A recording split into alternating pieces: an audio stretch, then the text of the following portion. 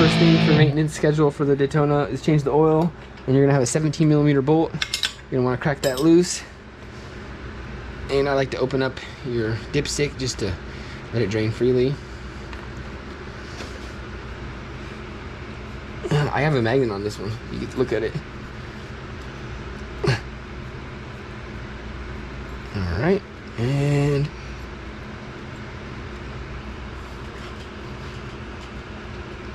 good, just like that.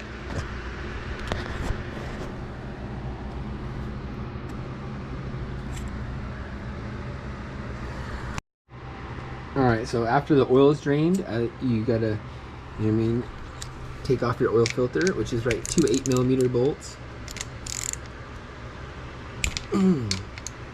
Crack those loose, and then take it off. And what I like to do probably is just put a paper towel like right here, just so it doesn't get all over the sensitive stuff. And then I get my oil pan right here to drain out. Take these off.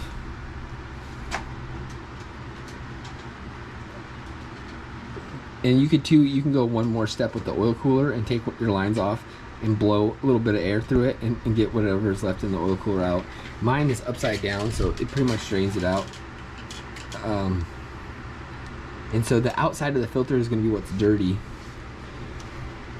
And usually I do 2 runs, so I'll do like so every other oil change I change the filter, but I soak it in either carburetor cleaner or some kind of degreaser that's oil based to basically clean it out and get all the chips out of it. And then after that I change it to a new one. So you twist it a little bit to get it loose. You can, you know, pull these off right here. There it is. Okay, so let me make sure. See what there's in the oil might, there it goes. There it is. And there's the filter. So it drained a little bit. So basically the filter pops off like that. So that's, the outside's the dirty, inside suck is clean. Back here, that little flap, that's actually a bypass if it clogs. So if your filter gets too clogged and it can't suck enough oil, it can pull it through that port at the bottom, bypassing. And then this is what you want to clean out. So there's a little spring in here. I should be using my glove hand. There's one spring in here. Here's the spring. Put that aside, right? And basically you just want to wipe out this area because this is where all the dirt and stuff gets caught right at the back base. Let's see here. Yeah, see a little bit. Clean that out real good. Get you a new filter. Put your new filter in. And basically tighten it down. You don't have to tighten it very tight. It's O-ring seal, so see, you got an O-ring. Wipe it down. Okay, so I got a new filter. I got a deal on Amazon. I think I got 5 of them for 15 bucks or something, 25 bucks. Shipped pretty quick. So what you do is you take it out here, right? And what I like to do is just put a little bit of oil on the O-ring right there, right? Then you're gonna take your cover, wipe it down. You could even do a little bit of degreaser. This is the degreaser that I use. So this stuff's pretty good. Ah, shoot. This is the engine degreaser heavy duty cleaner. So it's kind of like diesel oil. It dries the next day, but it's like lubricated, like it makes everything look like it's like a WD-40 in a sense, but it's more like kerosene diesel oil based. You wiped it down good, but the good thing about it is that everything looks shiny and oily, but then the next day it's dry. So I use that, or I use this stuff right here. This is the Home Depot brand, or no, O'Reilly. Yeah, engine degreaser original gunk. This stuff is pretty good too. I don't like the foamy stuff. I've used it before, but these are the stuff that I like better.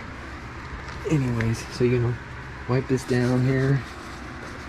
Once it's all nice and wiped down and cleaned out, then you want to put your filter on top of it, like that, and it grabs on pretty good. Then you want to make sure you have your spring in there, right? And that goes right on top, in there, like that. And then very carefully put it in there. Make sure the spring is on. You know what? It's better to do this. It's better to. I don't ever put the spring on top of the filter like that. I was just doing it because I only have one hand, but it's better to put the spring onto the little nipple inside there, like that. There it is. It's stuck in there. Then you take your filter, stick it in. I like to give it a twist. There it goes. And now it's in all the way. So then I hold it down tight and put one screw in it. Let's see here.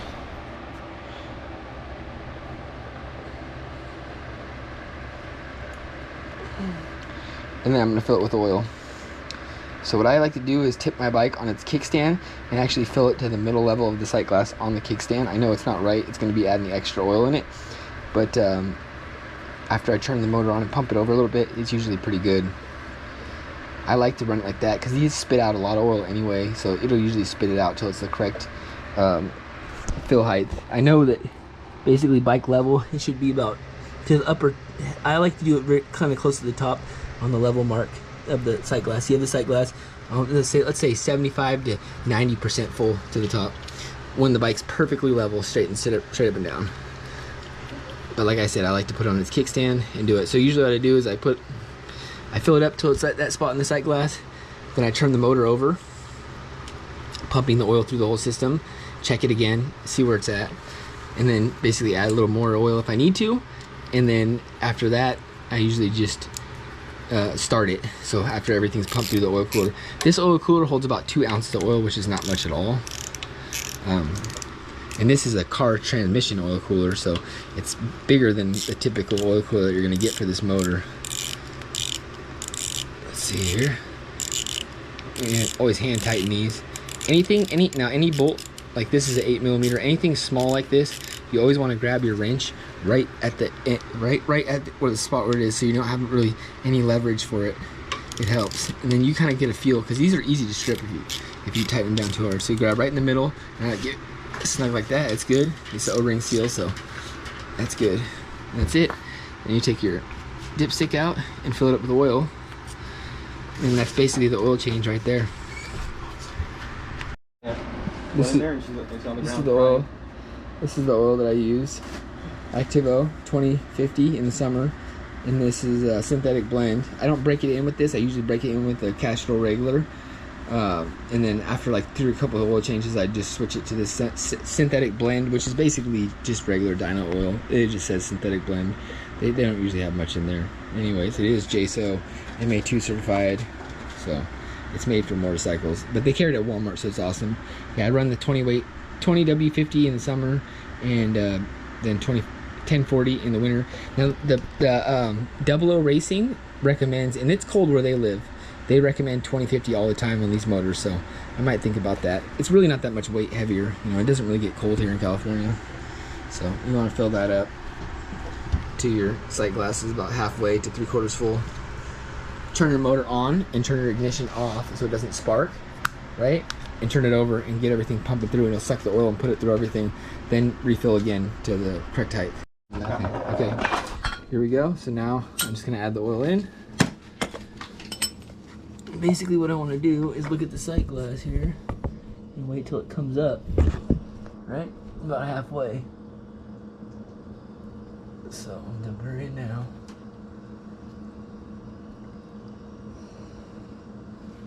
Hold the thing up a little bit, William. Yeah, there you go. And take it out, yeah, there, because it's not draining very good. Is it draining? Alright, so I filled it all up. I used, I don't know, I'm at right here, so situate the, I don't know, almost a little over half. And it's full, it says it's full already, so I'm gonna put my cap on, because you don't want oil, it'll shoot oil out from the compression. Then you want to turn your on, key on, ignition off, right? And then start it up and watch the oil drain out. Let's see here. Then turn the motor over.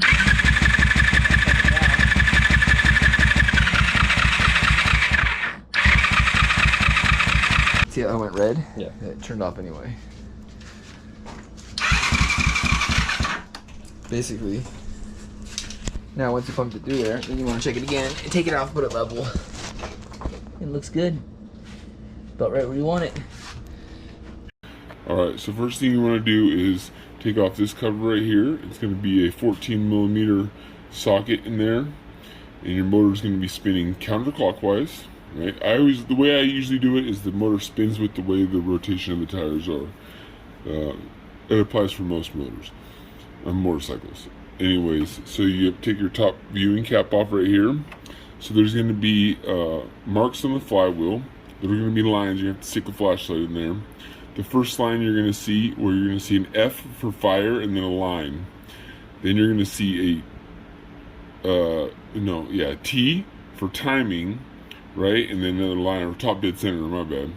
And another line, and you want the line after the T, to the right of the T is your top dead center. You set it to the top dead center. Then after your valve cover is already, you remove your valve cover first. Then you slide the valve back and forth, not the valves, but the rocker arms, and see if they're both loose. If one of them is tight and one's loose, then you're on the wrong top dead center. Because it's a 4-stroke, 2 revolutions can use 1 cycle.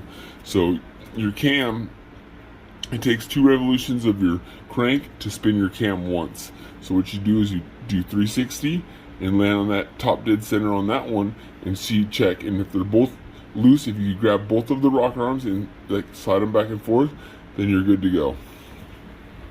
You want to stick a feel gauge in between the tappet and the valve spring, or the valve right there. Stick it in, feel it.